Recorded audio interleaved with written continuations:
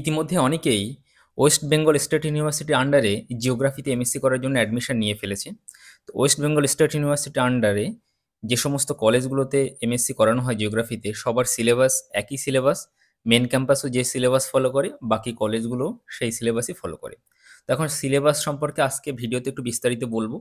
2 বছরে টোটাল 4টে সেমিস্টারে কী কী পড়তে হবে এবং টোটাল কত মার্কসের এক্সাম হবে, কেমন কীভাবে এক্সামটা হবে সেই বিষয়ে আজকে ভিডিওতে একটু ছোট করে বলার চেষ্টা করব। তো দেরি না করে চলো শুরু করা যাক। প্রথম সেমিস্টারে কি রয়েছে আমরা একটু দেখে নিই। প্রথম সেমিস্টারে আমরা দেখতে পাচ্ছি এখানে 5টা কোর পেপার রয়েছে এবং একটা এইসিসি পেপার রয়েছে। টোটাল মার্কস যদি আমরা দেখি তাহলে প্রথম সেমিস্টারে আমাদের টোটাল মার্কস হবে 300।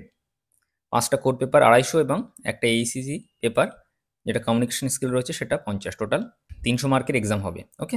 কোর 1 পেপারে রয়েছে geomorphology and geotectonics, soil and plant geography. Second যে কোর পেপারটা রয়েছে সেটা। থার্ড কোর পেপার রয়েছে population and welfare geography, and fourth core paper রয়েছে জিওগ্রাফি অফ ইকোনমিক অ্যাক্টিভিটিস। এই 4টে যে পেপার কোর পেপার, এই 4টে পেপারই হচ্ছে থিওরি। এবং লাস্ট যে পেপারটা রয়েছে statistical technique and computer application, এটা প্র্যাকটিক্যাল পরীক্ষা হবে। এবং কমিউনিকেশন স্কিল যেটা রয়েছে এইচএসসি পেপার, এটাও তো একটা থিওরি এক্সাম হবে। এটা হচ্ছে সেমিস্টার 1-এর টোটাল সিলেবাস। এবার আসি আমরা সেমিস্টার 2-তে কী রয়েছে। এখানেও আমরা 5টা কোর পেপার দেখতে পাবো এবং একটা সেক পেপার দেখতে পাবো। সেক পেপারটা রয়েছে ইন্ট্রোডাকশন টু কম্পিউটার প্রোগ্রামিং। তো এখানে 5টা কোর পেপারের মধ্যে প্রথম 4টে হচ্ছে থিওরি পেপার এবং লাস্ট যেটা রয়েছে map interpretation and mapping technique, এটা হচ্ছে প্র্যাকটিক্যাল পেপার। এবার আমরা দেখে নিই থার্ড সেমিস্টারে। থার্ড সেমিস্টারে আমরা যদি দেখি তাহলে কোর পেপার পাবো 4টে। একটা পাবো জিইসি পেপার এবং একটা পাবো ইলেকটিভ পেপার। এই ইলেকটিভ পেপারটা কি, মাস্টার্স পড়তে গেলে থার্ড সেমিস্টার এবং ফোর্থ সেমিস্টারে কিছু স্পেশাল পেপার নিয়ে পড়তে হয়, কিছু বিষয় স্পেশালাইজেশন করতে হয়। ইউজিতেও তোমরা কিছু স্পেশাল পেপার পড়েছিলে যেগুলোকে আমরা ডিএসসি পেপার বলে থাকি। তো এখানেও কিছু ডিএসসি পেপার টাইপের কিছু রয়েছে যেটা স্পেশাল পেপার বা ইলেকটিভ পেপার বলা হয়।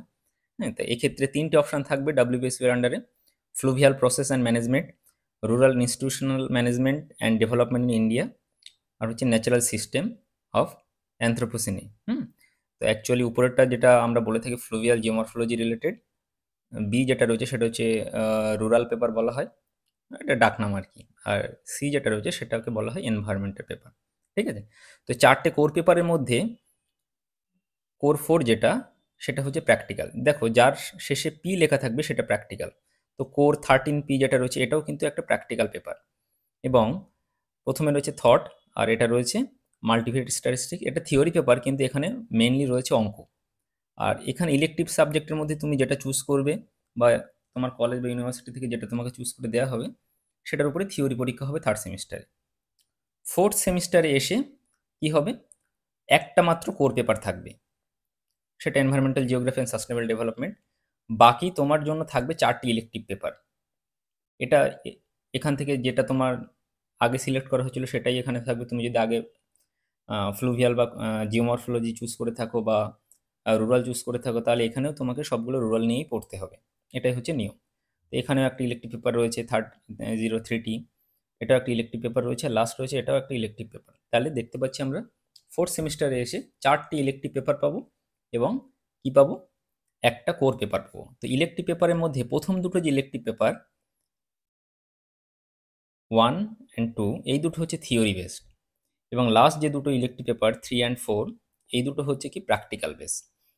এবং থার্ড পেপার যেটা রয়েছে এটা হচ্ছে প্র্যাকটিক্যাল এক্সাম হবে। আর ফোর্থ পেপার এখানে রয়েছে তোমার ডিজার্টেশন একটা টপিক থাকবে 100 মার্কসের। একটা মিনি রিসার্চ টাইপের, যে কাজটা তোমরা পরবর্তীকালে যদি ভালোভাবে করো পরবর্তীকালে তোমরা পাবলিশ করতে পারবে। থার্ড সেমিস্টারে একটা জিনিস বলতে আমি ভুলে গেছি, সেটা হচ্ছে গ্রাউন্ড সার্ভে ফিল্ড মেথডের মধ্যে 25 মার্কসের একটা গ্রুপ প্রজেক্ট হয় যেটা তোমরা ইউজিতে 5th সেমিস্টারে করে এসেছো। সেরকম টাইপের একটা গ্রুপ প্রজেক্ট এখানে হবে আর কি। ঠিক আছে।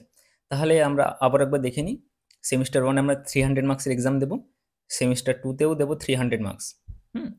জিওগ্রাফির ক্ষেত্রে হচ্ছে 250, আর এসিসি পেপারের জন্য কত, সেটা হচ্ছে 50।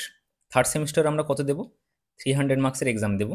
জিওগ্রাফির 250 এবং জিও স্পেশাল অ্যানালিসিস বা জিইসি পেপার রয়েছে তার জন্য 50। আর ফোর্থ সেমিস্টারে কত দেবো আমরা, ফোর্থ সেমিস্টারেও কিন্তু 300 মার্কের এক্সাম দেবো আমরা। এবং যেখানে ডিজার্টেশন পেপারটা রয়েছে সেটা হচ্ছে 100 মার্কসের। তাহলে টোটাল কত হচ্ছে, টোটাল 2 বছরে তোমরা 1200 মার্কসের এক্সাম দেবে। ঠিক আছে। তো এই হলো টোটাল সিলেবাস। এবার দেখো যে কোনো একটা পেপার আমি একটু ডিসকাশন করি। দেখো প্রথম সেমিস্টারের প্রথম পেপার, মানে প্রত্যেকটা পেপারের স্ট্রাকচার কেমন হয় সেটা একটু বলি। প্রথম সেমিস্টারের প্রথম পেপার কি রয়েছে? জিওমরফোলজি অ্যান্ড জিওটেকটনিক্স, তাই না? তো প্রত্যেকটা পেপারের আন্ডারে 4টে করে ইউনিট থাকে দেখো। Unit 1 geotectonics, unit 2 foundation and branch of geomorphology, unit 3 fluvial process and form, unit 4 geomorphic process and resultant landform. এরকম প্রত্যেকটা থিওরি পেপারে 4টে করে ইউনিট থাকবে এবং প্রত্যেকটা ইউনিটের মধ্যে 4টে করে সাব ইউনিট থাকবে বা টপিক থাকবে বা চ্যাপ্টার থাকবে, যেটাই বলতে পারো তোমরা। এবং পরীক্ষার সময় কি হবে, এই প্রত্যেকটা ইউনিট থেকে 2টো করে 10 মার্কসের কোশ্চেন দেওয়া হবে। তুমি যে কোনো একটা কোশ্চেন অ্যাটেন্ড করতে পারবে। হুম?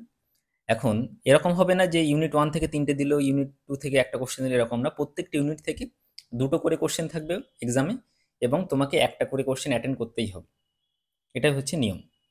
এবং এই দুটো যে কোশ্চেন হবে সেটা এই 4টে যে টপিক বা 4টে যে চ্যাপ্টার রয়েছে এই চ্যাপ্টারের মধ্যে থেকে মিলিয়ে মিশিয়ে হতে পারে। হয়তো একটা কোশ্চেন দিল, তার 2টো পার্ট থাকলো, 6+4 মার্কসের একটা কোশ্চেন হলো, টোটাল 10 মার্কস। হয়তো 6 মার্কসেরটা 1.1 থেকে দিল, 4 মার্কসটা 1.4 থেকে দিল, এরকম হতে পারে। ডিপেন্ড করছে সেটা, মানে ইউনিট 1 এর মধ্যে থেকেই তোমাকে 2টো কোশ্চেন থাকবে, একটা অ্যাটেন্ড করতে হবে। ইউনিট 2 এর ক্ষেত্রেও সেম কন্ডিশন, ইউনিট 3 এর ক্ষেত্রেও সেম কন্ডিশন। এবং পরীক্ষাটা হবে 40 মার্কসের। আর 10 মার্কসের আমি আগেই বলেছি ওটা ইন্টারনাল এক্সাম হবে, সেটা অ্যাসাইনমেন্টের মাধ্যমে হতে পারে, আবারও বলছি কুইজের মাধ্যমে হতে পারে, পিপিটি প্রেজেন্টেশনের মাধ্যমে হতে পারে, বা নর্মাল ইন্টারনাল এক্সাম স্যার ম্যামরা যেমন নেন সেরকম হতে পারে। তো এবার আসা যায় একটা প্র্যাকটিক্যাল পেপার, দেখি প্র্যাকটিক্যাল পেপারটা কেমন রয়েছে। সেটা হচ্ছে এখানে যেটা ফার্স্ট সেমিস্টারে থাকবে সেটা হচ্ছে statistical techniques and computer application. আর টোটাল 3টে ইউনিটের মধ্যে থেকে একটা ল্যাবরেটরি নোটবুক বানানো হবে, যেটা আমরা সবাই ফাইনাল শিট বলে থাকি সেটা, এবং সেটার উপরে ভাইভা হবে। তো এই হলো থিওরি এবং প্র্যাকটিক্যালের একটা পেপারের স্ট্রাকচার। আমি মোটামুটি বললাম, তোমরা আশা করি বুঝতে পেরেছো।